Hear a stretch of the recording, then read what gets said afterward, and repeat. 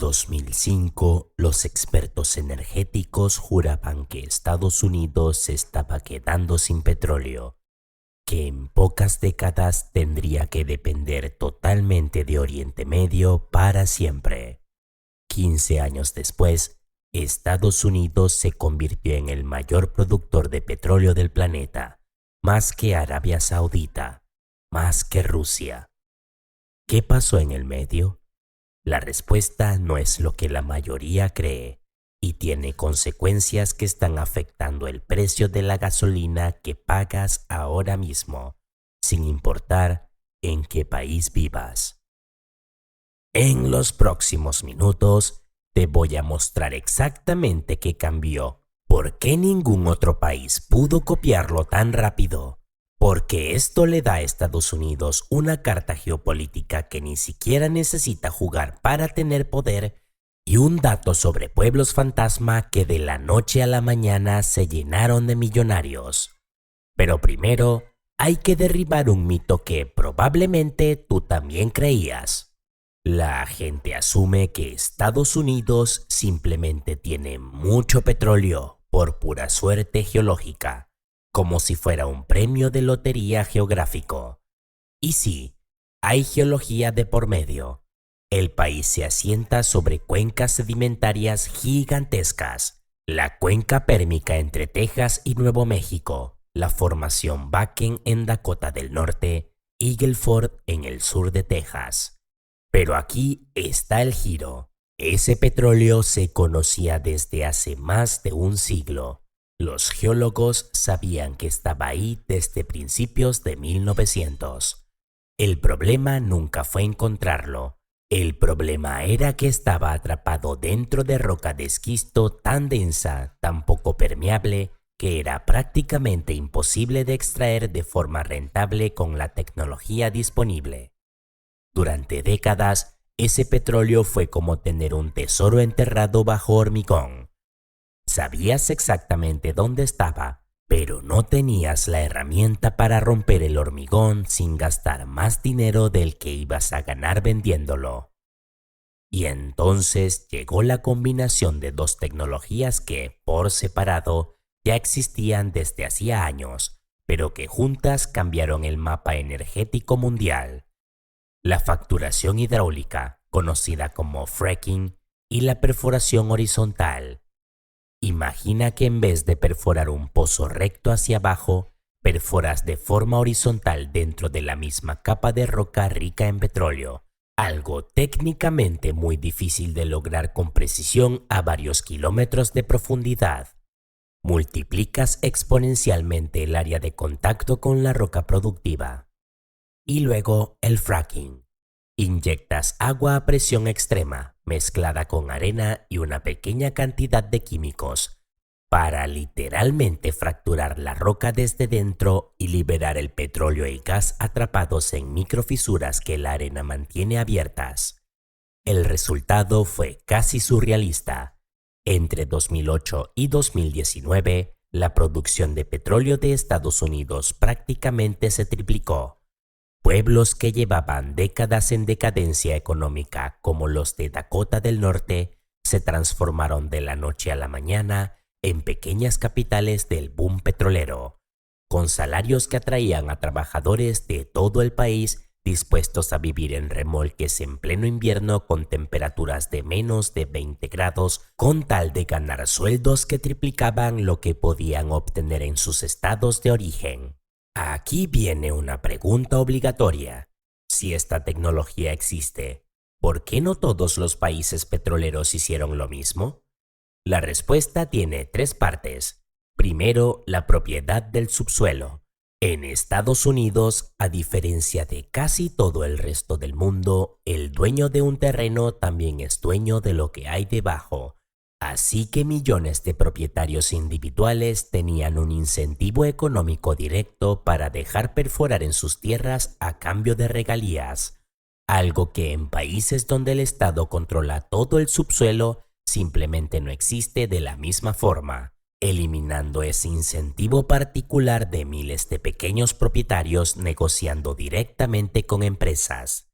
Segundo, el capital de riesgo. Estados Unidos tenía un ecosistema financiero único, con miles de pequeñas empresas petroleras independientes dispuestas a prestar y pedir dinero para experimentar con esta tecnología costosa, sabiendo que muchas fracasarían en un modelo de alto riesgo y alta recompensa que pocos países replican con la misma facilidad. Y tercero, la infraestructura ya existente, oleoductos, refinerías, carreteras, la columna vertebral logística, ya estaba construida desde hacía décadas. Solo que había que conectarla a las nuevas zonas de extracción, en lugar de construir todo un sistema logístico desde cero, como tendrían que hacer otros países con reservas de esquisto similares. Antes de seguir, si este tipo de historias de geopolítica y economía te interesan, este es el momento de darle like al video y suscribirte si aún no lo has hecho, porque en la parte que viene está el detalle sobre las exportaciones que muy poca gente conoce. Durante 40 años, desde 1975, Estados Unidos tuvo prohibido por ley exportar su propio petróleo crudo. Fue una medida de la crisis del petróleo de los años 70, cuando la OPEP impuso un embargo que disparó los precios y generó colas kilométricas en las gasolineras estadounidenses, pensada para proteger la seguridad energética nacional. Pero cuando la producción se disparó gracias al fracking, esa ley se volvió obsoleta casi de la noche a la mañana, porque de repente Estados Unidos tenía más petróleo del que podía procesar internamente de forma eficiente. En diciembre de 2015, el Congreso levantó la prohibición y desde entonces, Estados Unidos no solo dejó de depender de las importaciones, empezó a exportar crudo a nivel masivo, algo que llevaba generaciones sin hacer. Esto es enorme, porque significa que Estados Unidos pasó de ser un país que rogaba por estabilidad en Oriente Medio para asegurar su suministro a ser un jugador que puede influir directamente en el precio global del petróleo con sus propias decisiones de producción. Y esto no es solo un dato curioso del pasado, está pasando ahora mismo. Cada vez que hay una crisis energética ligada a Rusia, a la OPEP o a tensiones en Oriente Medio, la producción estadounidense actúa como una especie de válvula de seguridad global. Cuando el resto del mundo restringe producción para subir precios, Estados Unidos tiene la capacidad de aumentar la suya en cuestión de meses, algo que las petroleras tradicionales, que requieren años de planificación para nuevos proyectos, no pueden igualar y suavizar así el golpe para consumidores de todo el planeta. Eso se traduce en algo muy concreto para ti. Sea cual sea tu país, la diferencia entre una crisis energética severa y una manejable muchas veces depende de cuánto petróleo extra pueda meter Estados Unidos al mercado global en cuestión de meses. Y a nivel geopolítico le da a Washington una herramienta de presión que antes no tenía. Puede usar la promesa de más exportaciones o menos como parte de negociaciones diplomáticas con aliados y rivales por igual. Algo impensable hace apenas 20 años cuando el propio Estados Unidos era el que dependía de la buena voluntad ajena. Ahora, para ser justos, esto no viene sin costos. El fracking consume cantidades enormes de agua, en algunos pozos varios millones de litros por perforación. Ha sido vinculado a un aumento de pequeños sismos en ciertas zonas donde antes prácticamente no existía actividad sísmica, particularmente por la reinyección de aguas residuales del proceso. Y sigue siendo un tema de debate ambiental intenso dentro del propio Estados Unidos, con estados y ciudades que han optado directamente por prohibirlo en su territorio. No es una historia sin matices, es una historia de trade-off entre independencia energética, beneficio económico regional y un costo ambiental real que todavía se está estudiando a largo plazo.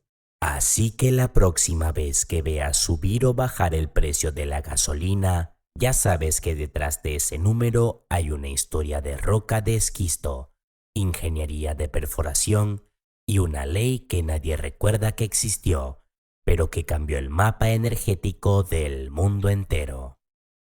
Si llegaste hasta aquí, muchísimas gracias por acompañarme en este recorrido por la historia del petróleo en Estados Unidos. Cuéntame en los comentarios, ¿de qué país te gustaría que hiciera la próxima historia energética? Yo tengo mi favorito, pero quiero leer el tuyo primero.